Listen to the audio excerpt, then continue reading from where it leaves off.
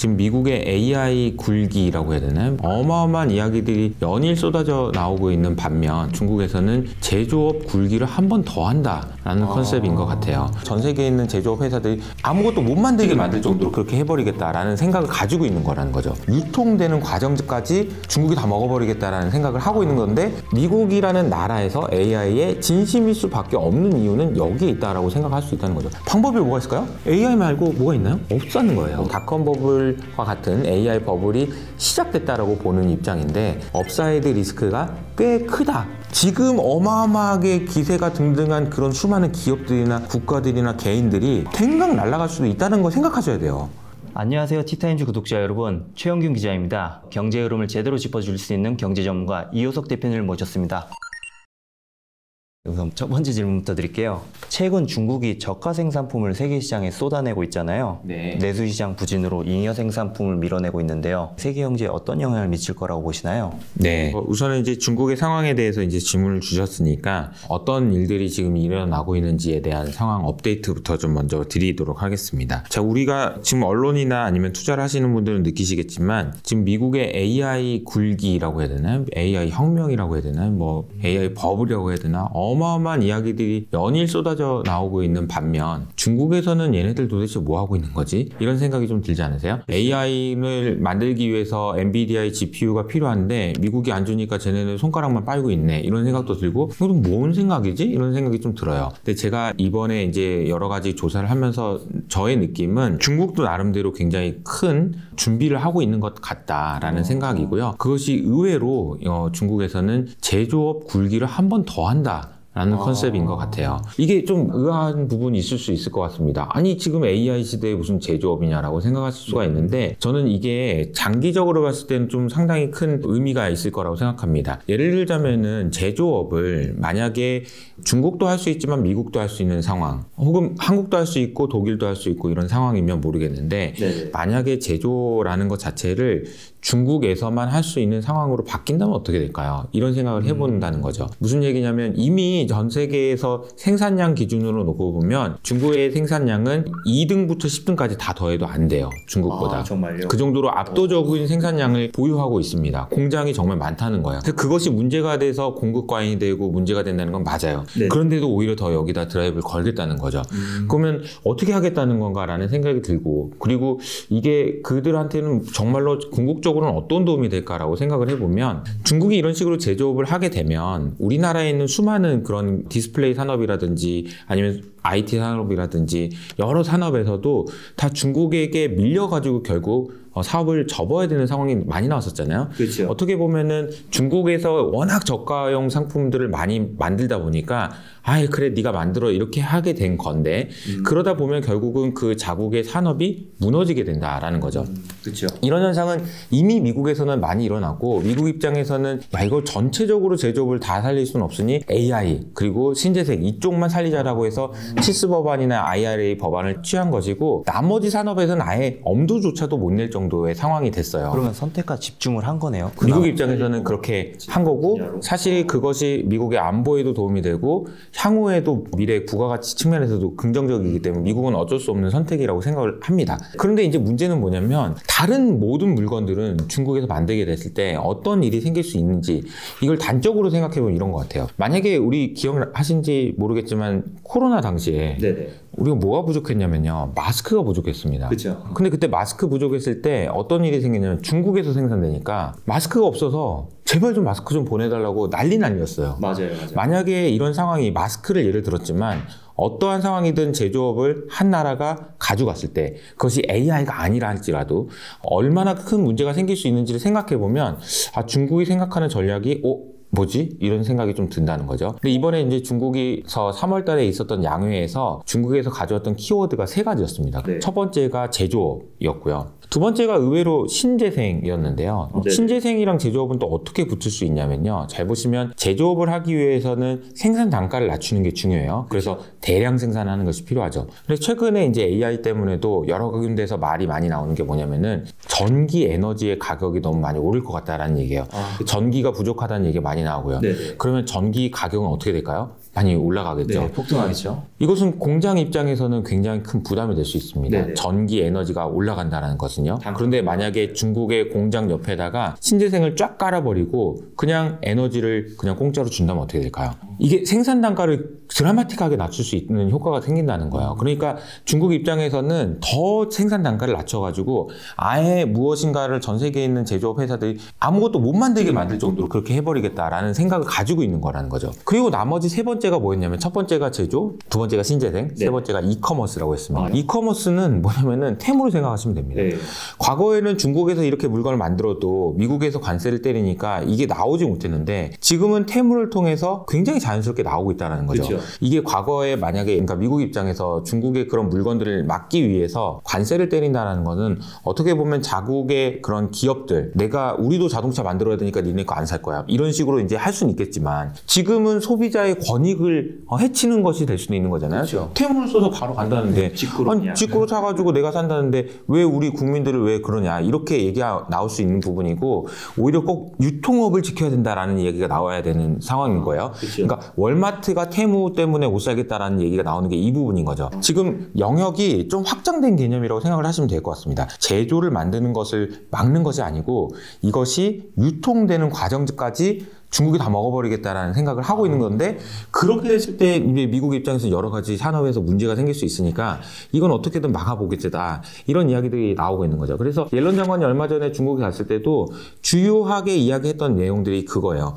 니네 공급 과잉인데 뭘 또 투자하려고 그러냐 어떡하려고 그러냐 이런 이야기들이 지금 나오고 있는 거죠. 네. 그러면 원래 기존의 자유무역 질서가 비교 우위에 입각해서 이루어졌잖아요. 결국엔 중국은 그런 비교 우위에 입각한 자유무역 질서 자체를 아예 부정하고 자국 중심으로 전 세계 산업 구조라고 할까요? 구조 자체를 다시 재편하고 싶어 하는 뉘앙스로 보여요, 저는. 네, 그렇게 보실 수도 있을 것 같고요. 이제 이런 고민은 해볼 필요가 있는 거죠. 그런 현상이 나왔을 때 우리가 투자를 하거나 단기적으로 우리한테 어떤 영향을 줄 것인지 좀 고민할 수 있는 것 같습니다. 네. 예를 들자면은 제가 그림을 하나 가져왔는데요. 이 그림은 파이낸셜 타임즈에 얼마 전에 나왔던 그림이에요. 이거는 남색선이 뭐냐면은 중국에서 자동차를 수입하느냐 수출하느냐를 보여주는 그림이에요. 잘 보시면 1900년, 2000년대 초반부터 해가지고 중국은 엄청나게 많은 자동차를 수입해 가는 나라였습니다. 아, 그러네요. 자, 그러니까 이거를 좀 이렇게 생각을 해볼게요. 어디 재래시장을 한번 생각해 보세요. 재래시장에 어떤 할머니가 항상 오셔가지고 뭐 나물이랑 이런 거 있잖아요. 거기 재래시장에 파는 그런 물건들을 대거 사가지고 가시는 분이 있었어요. 시장에 5일장 설 때마다 웅큼씩 이렇게 가져가시는 분이 있었어요. 그래서 와, 저 할머니 너무 좋다 그러면서 생각하고 있었던 거죠. 그런데 어느 날 갑자기 이 할머니가 이걸 사가던 사람이 갑자기 그만큼을 가지고 와서 팔고 있어요, 옆에서. 이러면 어떻게 될까요? 경쟁자가 됐네요. 경쟁자가 되는 것도 그렇고 이 가격이 어떻게 될까요? 생각을 해보면 그 시장이 완전 재편되는 상황이라는 거예요. 자, 이 그림을 그렇게 생각하고 한번 다시 보세요. 그러면 저 남색선이 뭐냐면은 기존에 20년 동안 중국이라는 나라는 항상 자동차를 시장에서 사가던 사람이었어요. 사가던 주체였던 거죠. 그런데 이 사가던 주체가 갑자기 그 할머니처럼 갑자기 시장에다가 나도 물건 팔 수 있는 데가 팔기 시작해요. 이건 너무나도 큰 변화인 거예요. 이게 왜 어떤 의미가 있고 무슨 의미가 있는지를 좀 생각을 해보면은 이 똑같은 현상이 2019년에 미국에서도 있었습니다. 1970년대부터 미국이라는 나라는 중동에서 혹은 다른 지역에서 원유를 어마어마하게 사가던 나라였어요. 그 오일장에서 늘 한 뭉태기씩 늘 사가던 사람이었어요. 그런데 2019년을 기점으로 미국이라는 나라는 더 이상 기름을 사가는 나라가 아니고 밖으로 파는 나라가 됐습니다. 이렇게 됐을 때 어떤 일이 생겼냐면요. 2020년 코로나 때문이기도 했었지만 유가가 마이너스까지 급락하는 일이 생깁니다. 이 얘기는 사실은 아까 제가 비유가 굉장히 적절한 비유라고 생각하거든요. 그러니까 사가던 할머니가 팔아. 그러면 가격이 급락하는 거예요. 이 얘기는 무슨 얘기냐면 가격의 디플레이션 압력이 엄청 커질 수 있다는 겁니다. 테슬라의 일론 머스크가 연초에 뭐 시장이 좀 어려워질 거라고 이야기하면서 중국의 자동차 회사를 이야기한 이유가 여기 있는 거예요. 베이징 모터쇼에서 중국의 자동차 회사들이 나 이런 차를 만들었는데 이렇게 잘 만들었는데 엄청 싸게 할 거야 라는 이야기를 차들을 쏟아낼 거고요. 네네. 아마도 이 차들은 밖으로 다 기어 나올 겁니다. 그리고 나서 어마어마한 디플레이션 압력을 만들 거예요. 이것이 자동차에만 해당될까요? 그렇지 않다라는 거죠. 전 산업 분야에서 다 일어날 거기 때문에 제 생각에는 중국에서 만드는 디플레이션 공습이 이게 생각보다 크다라고 생각이 들고, 이것이 결국에는 미국 입장에서 이것이 마냥 못마땅하기만 하냐라고 생각해 보면, 미국은 이 지금 인플레이션을 막아야 되는 상황이고 인플레이션이 없으면 금리를 더 높여야 되는 상황이다 보니 네네. 이게 마냥 싫지만은 않다라는 생각을 할 수 있다라는 거죠. 근데 이거는 우리 투자자들 입장에서 긍정적으로 생각해 볼 때 그런 거고요. 어떻게 보면은 미국이 금리를 올리느냐 내리느냐는, 언제 내리느냐 이런 거는 미국의 국익에 의해서 결정될 거기 때문에 이것만 가지고 판단하기는 어렵지만, 어쨌든 우리가 그동안 인플레이션에 대한 이야기는 되게 많이 했는데 디플레이션에 대한 것도 생각해 볼 필요는 있다라는 겁니다. 2022년부터 해가지고 인플레이션 얘기가 굉장히 많이 나올 때 가장 많이 나왔던 얘기 중에 하나가 세계화는 끝났다였어요. 그쵸. 세계화는 끝났다라고 하고 나서 그 다음 나온 얘기가 중국은 이제 더 이상 세계의 공장이 아니다라는 말이었습니다. 근데 저는 이 말을 좀 다시 한번 생각해 볼 필요가 있다고 생각해요. 왜냐하면 중국은 여전히 세계의 공장이고요. 그리고 앞으로도 굉장히 유일한 정도의 수준의 경쟁력을 갖춘 세계의 공장이 될 가능성이 높다라는 거죠. 우리가 그냥 착각했던 것, 저도 마찬가지로 착각했던 게 중국이 전 세계에 물건을 만들어내서 수출하고 이런 것들이 계속해서 늘어났었고요. 중국의 생산량은 30년 동안 계속 늘어났거든요. 근데 2022년에 갑자기 세계가 끝났다고 그러고 언론에서 하도 그러니까 이게 없어진 줄 알았죠. 그러니까요. 이게 없어질 리가 있나요? 그 공장이 없어질 리는 없잖아요. 근데 만약에 중국에서 선택을 그래 이거 다 스크랩하자 라는 거였으면 모르겠는데, 제가 지금 계속 말씀드린 것처럼 중국이 이거를 아니야 더 늘려버리자, 그냥 쟤네들 공장을 문 닫게, 이런 식으로 나와버린다면은 어떻게 되는 것인지에 대해서 고민을 좀 해볼 필요가 있다는 거죠. 확실히 말씀드렸던 것 중에서 중국이 계속 세계 공장을 역할을 했는데 사람들이 좀 착각을 했던 것 같아요. 당장 미국에서도 베트남 아니면 그 인근의 멕시코에서 오는 수출 물량이 늘어나면서 중국을 제치려고 하니까 이제 중국의 생산 능력이 이제 또 다 한 게 아니냐 이런 얘기가 있었는데, 뭐 그런 겁니다. 그러니까 멕시코와 베트남 중요한 역할을 할 거고 앞으로도 굉장히 커질 거긴 하지만 그 과정에서 여전히 격차가 굉장히 크고, 그리고 멕시코와 베트남에서 미국으로 보내기 위해서 중국에서 또 어차피 물건을 받아와야 되기 때문에 결과적으로는 이게 쉬운 문제는 아니다라는 거죠. 그리고 또 한 가지는 중국이 이제 더 이상 공장이 아니다라는 논리에서 핵심이었던 게 인건비가 너무 비싸졌다라는 거였으나, 맞아요.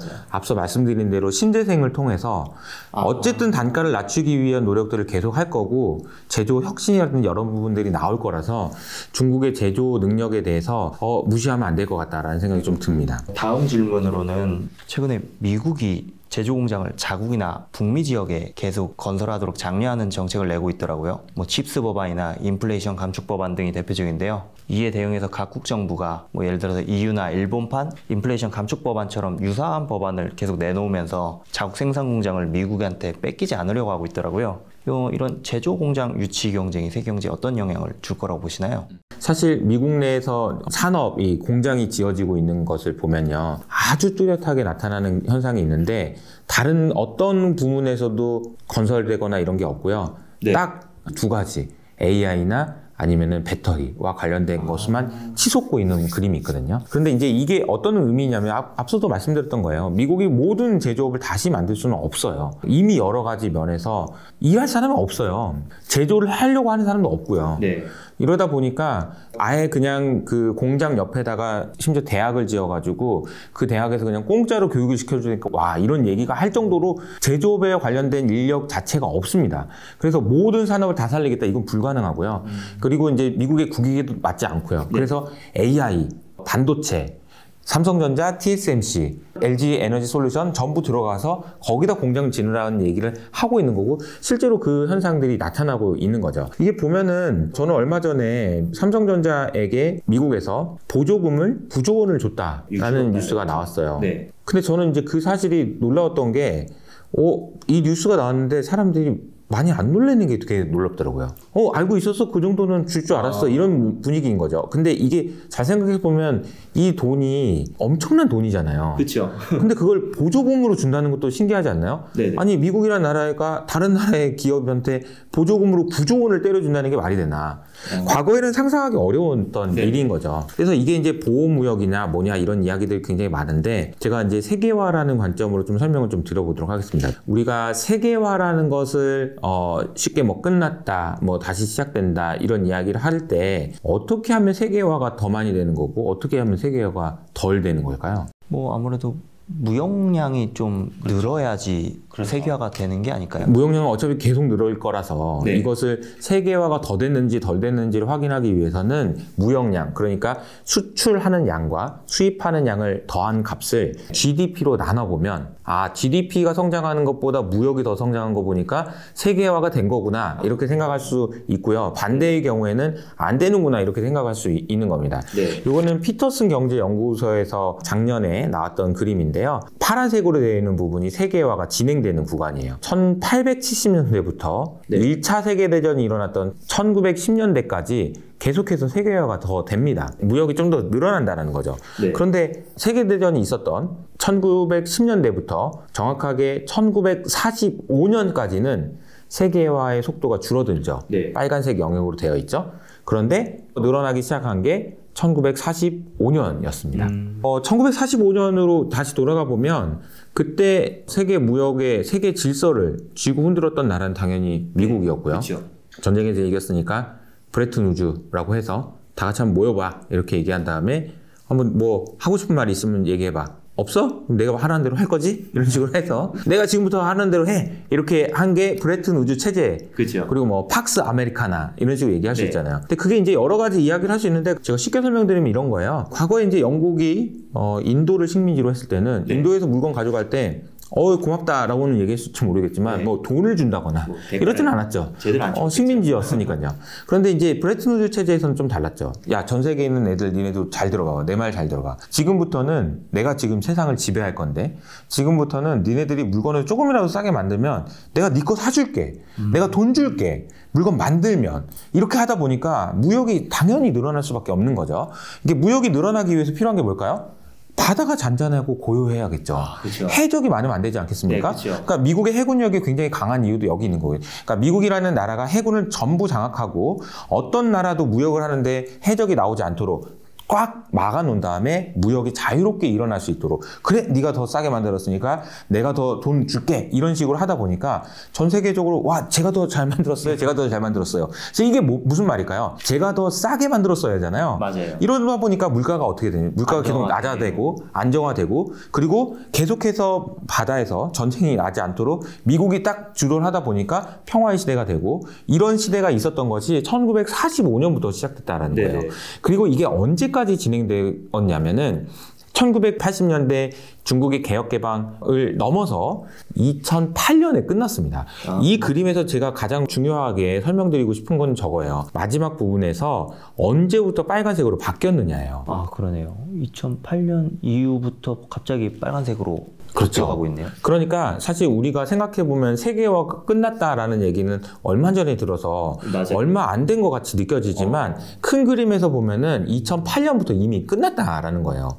이런 흐름들을 알고 이 세상을 보셔야지 이해가 됩니다. 1945년부터 시작해서 미국이 야 이렇게 해가지고 저렇게 해 라고 했던 그 질서를 우리는 브레튼 우즈 체제라고 하는데 그 체제가 이미 끝났다라는 거예요. 근데 그 끝났다라는 얘기는 무슨 얘기냐면 미국 입장에서도 더 이상 물건 싸게 만든 애한테 돈 주고 이런 것이 사실 의미가 없어졌고 특히나 아까 말씀드렸던 원유를 수입할 필요도 없는 나라가 돼버렸고 이러다 보니까 전 세계에 있는 나라들의 전쟁이나 이런 데 관여하면서 이럴 필요도 사실 상대적으로 줄었습니다. 물론 아예 없었다는 얘기는 아니고요. 그런 상황에서 미국이 취할 수 있는 입장은 사실은 우리는 지금 이제 세계화가 끝났다라는 얘기를 많이 하고 있지만 2008년 오바마 시대 때부터 리쇼어링이라고 해서 그냥 공장 일로 갖고 와라 라는 얘기는 그때부터 있었던 거예요. 이미 그랬네요, 진짜. 그리고 그 얘기를 다른 표현으로 하면 로컬라이제이션이라는 표현으로 써서 공장 그 수요 있는 데다 지어라 라는 얘기도 그때부터 있었던 거죠. 그러니까 무역을 통한 그 지수로 보면 세계화는 2008년부터 끝났다라고 이해하시는 게 맞다는 거죠. 그럼 이미 그런 세계화가 끝나갔던 게 당장 뭐 트럼프가 예전에 현직인 시절에 CCP랑 뭐 서로 관세 전쟁을 하면서 치고받고 싸우던 시기 그 이전부터 이미 이런 세계화가 끝나갈 조짐을 보였다는 거였군요. 그러니까 그게 왜 2008년이었는지를 또 생각해 보시는 게 필요합니다. 왜 하필 2008년이었을까요? 2008년에 무슨 일이 일어났을까요? 생각해 보면 미국이 이렇게 주도하는 그 질서가 유지되기 위해서는 미국은 압도적인 힘이 필요했을 겁니다. 당연한 거죠. 군사력이 어느 정도 유지가 돼야지 그런 평화가 유지되니까. 그리고 군사적으로나 아니면 경제적으로나 전혀 흠잡을 거 없고 누가 감히 한마디 할 수 없는 그런 범접할 수 없는 위대함을 가지고 있는 나라였어야겠죠. 그런데 2008년에 무슨 일이 있었죠? 미국에서 금융위기가 터졌습니다. 다른 나라가 아니라요. 미국에서 금융위기가 터졌어요. 미국이 망할 수도 있다는 얘기가 나왔고요. 자본주의가 문제가 있다는 얘기가 나왔습니다. 그 뒤로부터 비트코인 생겨난 거고 그 뒤로부터 각국에서 월가를 점령하라는 얘기도 나오는 거고요. 사실 어떻게 보면 미국이 주도한 그 질서는 2008년부터 흔들리기 시작했다라고 생각할 수 있는 거고 그것이 저런 현상들로 나타날 수 있다는 거고 그런 현상을 알고 있는 미국은 각자 나름대로의 새로운 방식으로 대통령이 바뀔 때마다 새로운 말들이 나오고 있긴 하지만 이러한 세상에 적응하기 위한 본인 나름대로의 정책들을 쓰고 있다라고 이해하는 게 맞다는 거죠. 자, 그러면은 트럼프 때는 관세라는 것을 이야기를 했는데 이번에 바이든 때는 무엇을 여러분들이 아셔야 되냐면 제 생각에는 이런 부분이에요. 과거에는 우리가 QE라는 걸 얘기했습니다. QE는 양적 완화죠. 그런데 요즘에는 FE라는 말이 많이 나와요. 월가에서는.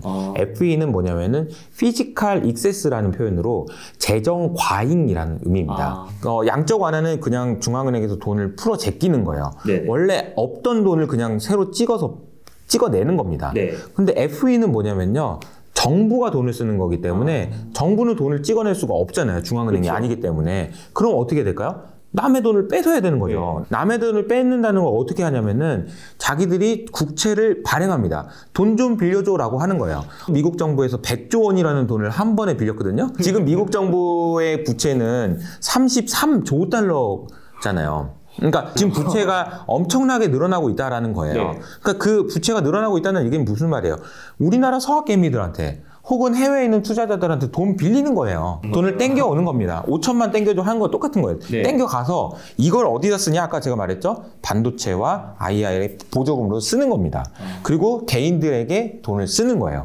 이런 식으로 해서 미국의 개인들이 더 부유하게 만들고 그 미국의 산업이 원하는 쪽에 더 집중될 수 있도록 만드는 정책을 쓰고 있다. 우리가 양적 완화 그리고 연준이 어떻게 하고 이런 이야기잖아요. 네네. 언제 양적 완화 할 거야? 언제 금리 내려? 언제 금리 올려? 이 얘기는요. 경제의 이야기예요. 그렇기 때문에 물가가 언제 안정돼요? 아니면 경기 침체 언제 와요가 중요한 질문입니다. FE는요. 하나도 중요하지 않아요. 이 경제가 어떻게 되든 말든 중요한 게 아니에요. FE는. 뭐가 중요하냐? 안보가 중요한 겁니다. 이 나라의 운명이 중요한 거고요. 그렇기 때문에 계속 쓰는 거예요. 돈이 야 이렇게 돈을 써도 돼요? 안 되는 거 아니에요? 해도 더 쓰는 거예요. 이런 상황이라고 보시는 게 맞다는 거죠. 말씀하셨던 대로 미국 정부에서 FE, 재정 지출을 확대하면서까지 AI 이쪽에 많이 비중을 두고 있다는 거잖아요. 그러면서 아무래도 최근에 AI 열풍이 불면서 빅테크 주가도 동반해서 많이 오르고 있는데요. 자, 그러면은 AI가 어떤 의미를 갖는지에 대한 설명을 이렇게 쭉 연결해서 좀 말씀을 좀 드려보도록 하겠는데요. 네네. 지금까지 얘기했던 거 쭉 정리 한번 해볼까요? 네. 중국 이야기를 할 때는 제가 제조업을 통해서 더 강력하게 함으로써 전 세계에다가 디플레이션을 수출할 거다라는 이야기를 했었고요. 두 번째로는 미국에서는 제조업을 다시 만들 수는 없으니 선택과 집중을 하는 것 같다라는 이야기를 했는데 그 중에서도 특히나 AI 분야에 반도체 분야에 삼성전자의 구조원을 때려줄 정도로 진짜 진심으로 하고 있는 것 같다라는 말씀을 좀 드렸습니다. 미국 입장에서 AI가 어떤 의미가 있는지를 좀 설명하기 위해서는요. 우선은 제가 아까 FE, 과잉 재정이라는 걸 설명할 때 이 나라의 부채가 진짜 미친 것 같은데요. 라는 설명을 좀 드려야 돼요. 미국의 국가 부채가 코로나 당시에 대충 한 22조 달러 정도 됐거든요. 22조 달러요. 이미 어마어마하네요. 코로나 당시에도. 근데 지금 현재 33조 달러가 됐거든요. 그러면은 야 지금 이 4년 동안에 거의 한 10조 달러 넘게 늘어난 거네요. 50% 네. 늘어난 거네요. 참고로 우리나라 GDP가 얼마나 되는지 아세요? 1.8조 달러거든요. 2조 달러가 안 됩니다. 자, 그러면은 미국의 부채가 3, 4년 동안 우리나라 GDP의 5배가 늘어났다는 네. 얘기죠. 그래서 33조 달러인데 미국 정부가 돈을 빌렸으니까 자, 이자를 내야 될 거 아닙니까? 그렇죠. 금리가 있겠죠. 근데 연준이 금리를 올렸죠. 네네. 그래서 금리가 지금 5.5%잖아요. 네네. 그러니까 평균적으로 빌린 금리가 한 4% 정도 됩니다. 올해. 그럼 곱해볼까요? 33 곱하기 4% 그러면은 1.3조, 1.4조 달러가 나옵니다. 와. 그러면 이자가 1.3조 달러라는 얘기예요. 이자를 내기에도 만만치 않네요. 그러면 또 돈을 빌려야 되겠죠. 네. 저희가 어디서 많이 들어본 얘기 아니에요? 네. 이자 못 내가지고 제2금융권 갔다가 어디 카드 빚 냈다가 이런 느낌 아니에요? 계속 돌려막기 하고 있는 거죠. 그렇죠. 그러면 대출이 이렇게 많이 늘어나는데 이거 괜찮나? 이런 부분에 대한 우려가 가장 많이 있었던 때가 언제냐면 작년 한 해 동안이었던 거예요. 작년 한 해 동안 미국 정부 부채가 이렇게 늘어나도 되느냐에 대해 끊임없는 질문이 있었던 겁니다. 3월 달에 SVB 은행이 망했을 때도 그 얘기였어요. 미국 정부가 이렇게 빌리는데 금리 올라가지고 되는 거냐? 왜냐면 그걸 들고 있었던 은행이 망해버렸거든. 맞아요. 5월 달에는 부채 한도 이슈가 문제가 돼가지고 부채 한도 더 이상 안 되는데 어떻게 할 거냐라는 것 때문에 주가가 또 빠졌어요. 근데 부채 한도는 뭐냐 엄청나게 많이 늘어버렸죠. 그리고 9월 달, 10월 달에는 또 이제 신용 등급이 문제가 돼가지고 미국의 신용 등급이 강등됐습니다. 뭐 네. 등등 여러 가지 이야기가 나왔죠. 그런데 돌아놓고 보니까 이게 아까 말씀드렸던 대로 빚이 이렇게 빠른 속도로 늘어나는 게 해결할 수 있는 방법이 없단 말이에요. 어떤 청년이 그런 상황이었다고 생각해 보세요. 그럼 이 청년한테 어떤 방법이 있죠? 빚이 이렇게 계속 늘어가고 있는 사람이면? 많이 벌거나 벌어서 갚아야 될 수밖에 없지 않을까. 그렇죠. 그러니까 갚아야죠. 그러니까 네. 이자 낼 것보다는 돈을 더 벌어서 네. 갚아야 되는 거 아닙니까? 아니면 정 안 되면 파산 신청을 해야죠. 아, 그렇죠. 가장 최악의 두 가지 경우밖에 없어요. 그 외에는 방법이 없습니다. 그렇잖아요. 네네. 자 그러면은 미국 정부가 어떻게 할 수 있을까요? 파산을 할 수 있을까요? 자, 이 파산하면 난리 납니다. 네. 이거는 뭐 생각할 수 없는 거니까 이거 빼자고요.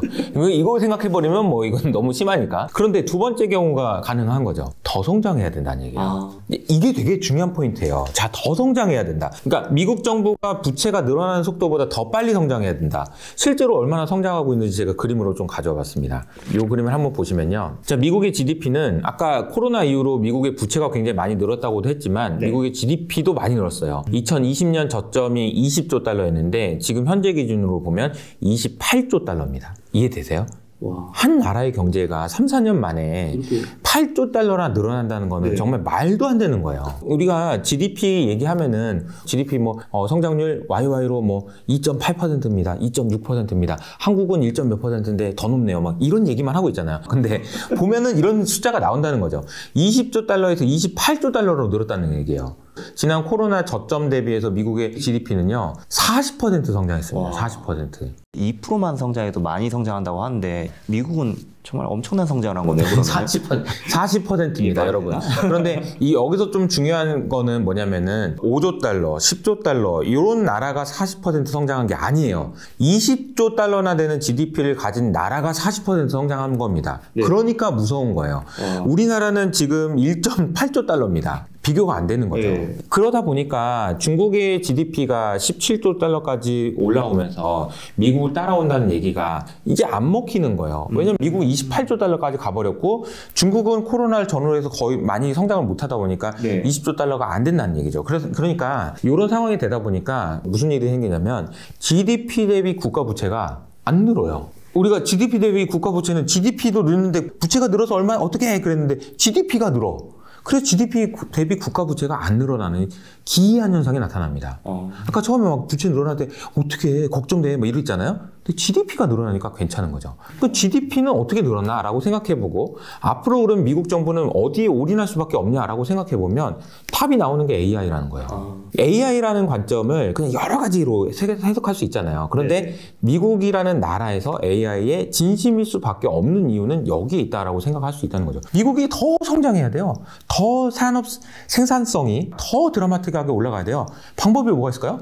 AI 말고 뭐가 있나요? 없다는 거예요. 그러니까 그만큼 AI에 미국이 진심일 수밖에 없는 이유가 여기 있다는 거죠. 그래서 인플레이션이냐 디플레이션이냐 요 얘기인데 저는 둘 다 있다라고 생각합니다. 인플레이션적인 요인도 있어요. 왜냐하면 지금은 AI가 된 게 아니잖아. 지금은 AI를 enable 하기 위해서 GPU 만드느라 지금 돈이 없는 상황이잖아요. 지금 난리가 난 게 그 GPU 그리고 하이닉스 실적 발표했지만 HBM 뭐 이런 게 부족한 거잖아요 지금. 근데 그거 만들려면 공장 만들고 해야 되잖아요. 이건 인플레이셔널이 하죠. 그런데 이것을 제외한 모든 분야에서는 다 디플레이셔널이 하죠. 그리고 AI가 완성됐을 때는 정말 큰 디플레이션 압력이 있겠죠. 웬만한 사람들이 다 임금이 굉장한 하향 압력을 받을 거고 그 하향 압력을 받은 사람들이 소비를 줄일 수밖에 없을 거고 그 소비를 줄이는 것을 겨우 기본 소득이나 이런 것을 통해서 맞춰주는 정도의 소비를 할 수 있는 정도니까 너무너무 큰 디플레이 압력이 대기하고 있지만 그 AI가 될 때까지는 인플레이셔널이한 부분도 분명히 있다. 그래서 왜 인플레이셔널이 하냐라고 생각해보면 지금 AI로 가기 위해서 필요한 것이 뭐냐라고 봤더니 처음에는 이제 반도체 얘기했어요.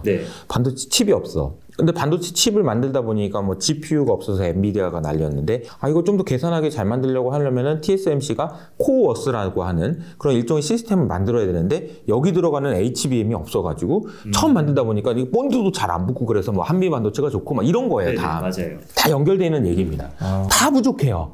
근데 이제 문제는 뭐냐면 이게 다 좋았어. 됐어. 그러면 우리가 이제 학습을 시키려고 그러면 AI 데이터 센터를 지어야 되는데 AI 데이터 센터를 지으려고 보니까 전기가 없네. 전기가 없어가지고 서부 지역에다가 태양광 쨍쨍한 데다가 태양광을 지으려고 했는데 그 AI 데이터 센터는 또 중부나 동부에 있으니까 이거를 끌어달리고 하는 전력 기기가 없네. 인프라도 없고 아무것도 없네. 이거 다 깔아야 되네. 이러면 어떻게 돼요? 공장 다시 다 지어야 되는 거예요. 이거 엄청나게 인플레이셔널이 한 거죠. 이거 짓는 동안에는. 그래서 이게 아마 이 굴곡이 있을 겁니다. 이게 넘어가려고 하면은 이 선들이 분명히 있고 변곡이 있고 여러 가지 어려움들도 있을 수 있다. 이렇게 생각을 하시는 게 맞는 것 같아요. 그게 단기적으로는 어느 정도 인플레이션을 유발할 수 있지만 이런 AI 붐이 장기적으로는 뭐 미국의 GDP 성장도 가능하게 해주면서 빚 부담도 해결해주고 인플레이션 압력도 줄일 수 있는 어떻게 보면 최적의 수단이 될 수 있겠네요. 미국 입장에서는. 최적이라고 할 수도 있고 유일한이라고도 할 수도 있는 것 아닐까라고 생각이 들고요. 우리가 AI 그러면은 엔비디아 그런 다음에 마이크로소프트 뭐 이렇게만 생각하니까 AI는 뭐 기업들이 하고 있는 거구나 이렇게 생각하실 수 있지만 절대 그렇지 않습니다. AI는 정부가 하고 있는 거라고 보시는 게 맞아요. 그래서 그 기업들이 물론 AI 산업을 통해서 결과적으로 궁극적으로 하고 싶은 건 뭐냐라고 생각해 보면 당연히 마이크로소프트가 만드는 코파일럿을 통해서 생산성을 혁신하고 그리고 애플이 하려고 하는 온 디바이스 AI를 통해서 아이폰이 새로 사고 싶어하는 기존의 아이폰이랑 다른 AI가 들어간 아이폰을 사고 싶은 그런 걸 우리가 생각을 하잖아요. 그러면 이제 B2B나 B2C일 거라고 생각하지만 사실은 그렇지 않다라고 말씀드리는 이유가 이 AI 기술을 갖는 자 혹은 AI 기술을 갖는 국가는 전 세계를 지배할 것이 너무나도 명확하기 때문에 이거는 정부한테 하는 거다라고 생각할 수 있다는 거죠. 그래서 B2G인 것 같다라는 거죠. 왜냐하면 미국이라는 나라가 왜 아까 말씀드렸던 대로 삼성이라는 그냥 한국에 있는 나라한테 왜 9조 원을 주냐고요. AI 기술을 먼저 가져야 되는 것이 너무나도 중요하기 때문에 하는 거라고 이해를 한다면 AI의 중요성은 단순히 경제적인 이야기뿐만 아니라 안보라는 측면에서도 매우 중요하다라고 보시는 게 맞는 것 같습니다. 아무래도 미국의 이런 전략이 중국과의 패권 경쟁의 한 축일 수도 있다고 생각이 들어요. 중국이 이렇게 자국에서 엄청 공장을 지어서 이커머스, 테무 이런 걸로 유통 경로를 깔아서 제품을 배송을 시켜가지고 다른 국가 산업 기반을 초토화시켜서 중국의 굴기를 좀 육성하려는 그런 목적으로도 이런 전략을 쓰고 있는 것 같은데 미국 입장에서는 그렇게 맞대응을 할 수가 없잖아요. 제조업을 모든 분야 중처럼 육성해서 맞대응할 수 없으니까 그래도 우리가 제일 잘할 수 있는 AI를 통해서 대응하자. 이런 어떻게 보면 패권 경쟁 측면으로도 이렇게 사안을 바라볼 수 있지 않을까? 그런 생각이 들어서요. 네. 이게 근데 미국과 중국의 패권 전쟁이라는 이 거창한 이야기에 제가 뭔가 어떻게 될 거다 이렇게 예상할 수 있는 정도의 실력은 안 되고요. 다만 이제 그 중국의 전략은 저런 것 같다. 그리고 미국의 전략은 저런 것 같다. 그런데 이 결과물로 우리가 생각할 수 있는 건 무엇일까라고 생각을 해보면 중국이 저런 식으로 나오는 것은 전 세계의 디플레이션 압력을 굉장히 키우는 것일 거고 그것은 만약에 중국이 저런 전략을 세우지 않았더라면 없었을 디플레이션이 분명히 있을 겁니다. 그러면 연준에서는 여지가 생기는 거죠. 네. 이것 때문에 낮추는 건 아니더라도 이 요인이 분명히 연준의 파월 입장에서는 이것 때문에 금리를 올리기보다는 금리를 내릴 가능성이 훨씬 더 크다는 거죠. 그런데 미국은 이러이러한 상황이라서 AI에 더 집중하겠다는 얘기예요. 그러면 결과적으로는 유동성이라든지 투자 환경이라는 측면에서는 좀 더 버블이 만들어질 수 있는 환경인데 투자하는 곳은 AI밖에 없으니 이쪽으로만 지금 쏠리는 현상이 나타날 수밖에 없다라는 생각도 든다는 거죠. 그래서 앞으로 이 AI가 어떻게 될 것이냐 이런 부분들에 대한 고민도 같이 해봐야 되는 것 같습니다. 이 AI 붐이 닷컴 버블의 재판이 되는 거 아니냐 이런 얘기가 있더라고요. 네. 뭐 가장 많이 예로 들어진 사례가 시스코인데요. 네네. 뭐 시스코가 세계 최초로 컴퓨터가 인터넷과 연결될 수 있는 라우터를 개발했었잖아요. 참 주가가 많이 올랐죠. 거의 한 6배가량 올렸다가 고점에서 결국에는 뭐 80% 가까이 폭락하면서 이게 뭐 닷컴 버블도 끝났었는데 당시 그 닷컴 버블이 끝나면서 이게 세계 경제가 엄청난 타격을 받았었잖아요. 자, 이 질문에 대한 대답을 하기 위해서는 우선은 먼저 생각해 봐야 되는 게 지금이 버블이냐 아니냐 이겠죠. 네. 지금은 누가 봐도 버블이 절대 아니죠. 네, 닷컴 버블 당시의 상황이랑 지금을 비교해보면 지금은 너무너무 차분한 상황이에요. 아, 그런가요? 네. 이게 왜 그러냐면요. 엔비디아 주가가 많이 올랐다고 버블이라고 얘기하지만 엔비디아 주가가 오른 만큼 엔비디아 이익도 올랐어요. 그러니까 이익이 올라간 만큼 많이 올랐어요. 테슬라의 주가가 많이 빠졌다고 하지만 테슬라의 이익 전망치도 그만큼 빠졌어요. 그러니까 주가가 빠지는 것이 매우 지금 합리적으로 움직이고 있다는 거예요. 시장이 미쳐 날뛸 때 버블이라고 얘기한다면 지금은 그런 상황이 전혀 아니다. 라고 먼저 정리를 하고 넘어갈 필요가 있습니다. 그러면 닷컴 버블 당시에는 얼마나 버블이었냐라고 생각해보면 사람들이 그냥 미쳤어요, 그냥. 그러니까 야, 그냥 닷컴 들어갔어? 그러면 주식 사고 막 그러면서 주가가 폭등하는 일이 일어나는데 지금은 그런 현상인가요? 그렇지 않다는 거예요. 지금 시장은 그 뭐 닷컴 버블 이런 얘기를 할 정도로 그 정도의 상황은 아니다라고 생각을 하는데 저는 이 정도의 상황까지도 갈 수 있는 업사이드 리스크가 있다라고 말씀드립니다. 그러니까 이제 이게 표현이 다른데 AI가 결국은 버블이 될 겁니다가 아니고요. AI 버블이 될 가능성이 있다라고 말씀드리는 거예요. 왜 그러냐면 앞서 말씀드렸던 거예요. 중국에서는 디플레이션을 만들지. 근데 미국에서는 연준에서는 금리를 올리는 건 아니고 아무래도 낮추는 방향으로 갈 것 같고 9월이 됐든 언제가 됐든지. 그런데 AI는 계속해서 돈이 들어가고 그리고 정부에서 계속해서 돈을 더 넣고 이러면 쏠림 현상이 나타나면서 결국에는 버블로 갈 수도 있을 것 같다라는 얘기예요. 그러면 우리 입장에서는 이렇게 생각하는 거죠. 복권을 사는 거잖아요. 똑같은 거죠. 버블이 될 수도 있는 가능성이 있기 때문에 투자를 하는 거라고 생각을 하시는 게 맞다라고 보고 있고요. 닷컴 버블 이야기를 했으니까 그때 당시와 지금을 좀 비교해보면 닷컴 버블이 시작됐을 때 어떤 일이 있었는지 또 살펴보는 게 중요합니다. 그때 당시에 미국 경제가 굉장히 어려워가지고 힘들고 그럴 때가 아니었는데 1998년에 LTCM이라는 그 헤지펀드가 파산을 하게 됩니다. 이러면서 월가에 있는 골드만삭스가 굉장히 심각한 피해를 입고 월가에서 야 이러면 안 되지라고 하면서 갑자기 연준에서 3차례 금리 인하를 합니다. 이것이 닷컴 버블의 시작이었어요. 그러니까 이 유동성이 풀렸다라는 개념은 경제가 안 좋아서 경제를 살리기 위한 유동성이 아니고 금융시장을 어떻게든 막아보기 위한 유동성이었던 거죠. 그것이 불씨가 돼서 활활 타오른 것이 닷컴 버블이라고 얘기할 수 있거든요. 그러니까 이게 지금 현재 저는 닷컴 버블과 같은 AI 버블이 시작됐다라고 보는 입장인데 그 이유가 되는 게 작년 SVB 은행 사태였어요. SVB 은행 사태가 났을 때 미국에서 세상에 은행이 망했다고 해서 난리가 났지만 사실 그때 당시에 미국이 금리를 내려야 되는 상황이었나요? 전혀 그렇지 않죠. 그렇죠. 오히려 금리를 올리고 있는 상황이었죠. 그런데 어떻게 했죠? 돈을 풀었죠. 이게 뭐 QE가 아니야 라고 얘기하시는 분도 있지만 뭐 QE가 아니어도 좋습니다. 대신에 말도 안 되는 수준의 말도 안 되는 프로그램으로 대출을 해줬죠. 뭐 이걸 뭐 예를 들자면은 SVB 은행이 망하니까 미국에 있는 수많은 지역 은행들한테 니네들이 가지고 있는 국채 그거 팔지 말고 나한테 가져와. 그럼 내가 담보로 맡아서 돈을 빌려줄게 라고 이야기를 했었는데 기가 막히는 게 뭐 저도 은행에서 처음 뭐 일을 하면서 얘기했지만 보통 우리가 은행에서 대출해줄 때 무슨 공장에 있는 기자재를 담보로 잡으면 담보 인정 비율이라고 하는데 그게 한 60% 정도 되거든요. 60% 그 정도 대출해줄게요. 이렇게 하는데 이거는 어떻게 해줬냐면은 미국 국채를 1,000억을 투자해놨는데 이게 손실이 나가지고 800억이 된 거예요. 그러니까 800억에 팔지 말고 갖고 와 그런 다음에 대출 얼마 해줬냐면은 800억에 이제 60%만 450억 이렇게 해줬나? 이렇게 이게 아니고 1000억을 대출해줬어요. 뭐 자산 가치보다 더 많은 돈을 그러니까 대출을 해줬네요. 까졌는데 네. 원금에 해당되는 대출을 해줬어요. 그만큼 말도 안 되는 대출이란 얘기예요. 아까 제가 얘기했던 LTCM 사태가 터지고 네. 금리를 3차례 낮췄다고 했잖아요. 그럼 비슷한 거죠. 정확하게 그날이 나스닥의 저점이었고 정확하게 그날이 비트코인의 저점이었습니다. 그리고 나서부터 AI 이야기가 시작됐다라고 보고 있는데 이게 이제 어떤 식으로 끝날 거냐 이거는 아무도 알 수 없습니다. 아무도 알 수 없어요. 뭐 이번에 엔비디아 실적이 나와서 2분기 실적이 아니네 그래서 주가가 빠졌다가 또 다시 올라갈지 어떨지 아무도 알 수 없지만 저는 이미 이제 시작됐다라고 생각하고 업사이드 리스크가 꽤 크다라고 생각을 하고 있습니다. 그래서 저는 이제 이런 부분들을 생각하고 투자를 한다면 이런 생각으로 투자를 하시는 게 어떨까 싶어요.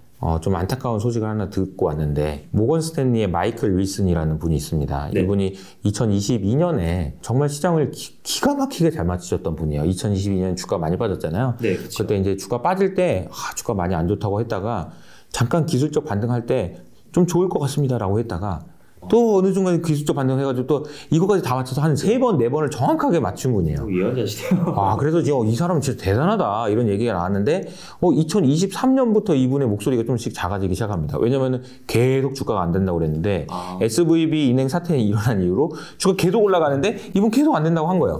이제 이런 얘기를 하시더라고요. 더 이상 주가 전망을 하지 않겠습니다. 죄송합니다. 이런 이야기를 하시더라고요. 근데 그걸 보면서 제가 좀 떠올랐던 얘기가 고슴도치와 여우 이야기였는데요. 네. 고슴도치는 한 가지를 집중해요. 그래서 그거 아니면 다른 건 안 봐요. 그리고 그거 부러질 때까지 그것만 합니다. 여우는 여러 가지를 두리둥실 보면서 유연하게 이렇게 바꿔가기도 하고 그러면서 살아가는 거죠. 사실 이게 생존의 가능성으로 놓고 보면 생존의 가능성은 여우가 훨씬 더 높아요. 제가 이 말씀을 드리는 이유는 이겁니다. AI 혁명이잖아요. 혁명이라는 얘기는 뭐가 생각나세요? 혁명 그러면 자, 그럼 AI 혁명이라는 걸 놓고 우리는 뭘 생각해야 되냐면요. AI 혁명이 되면 루이 16세의 목이 댕강 날아가는 것처럼 지금 어마어마하게 기세가 등등한 그런 수많은 기업들이나 국가들이나 개인들이 댕강 날아갈 수도 있다는 걸 생각하셔야 돼요. 그걸 누가 날아갈지 어떻게 될지 우리가 알 수 있나요?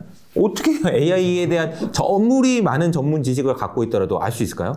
모르잖아요. 불가능하죠. 그러니까 제가 말씀드린 대로 고슴도치처럼 하는 게 아니고 여우처럼 유연하게 투자를 하시는 게 좀 필요하고 이것을 위해서는 또 좋은 방법은 나스닥이라는 게 있잖아요. 그렇죠. 이긴 사람만 모아놓는 그런 방식도 있잖아요. 그 좀 더 쉬운 방법이지만 그런 방법도 기술에 투자하는 있다라는 생각이 든다는 거죠. 그래서 닷컴 버블이 될지 아니면 뭐 AI 버블이 더 클지 어쩔지는 알 수 없지만 저는 업사이드 리스크가 분명히 있다라고 생각을 하고 그 리스크에 대해서 우리가 좀 고민해 볼 필요는 있는 것 같습니다. 네. 오늘 시간에는 AI 그리고 미국과 중국의 경제정책의 속살과 그로 인한 세계 경제의 흐름 이거에 대해서 이효석 대표님과 함께 말씀 나눴습니다. 좋은 인사이트 제공해 주셔서 너무 감사드립니다, 대표님. 감사합니다. 네, 감사합니다.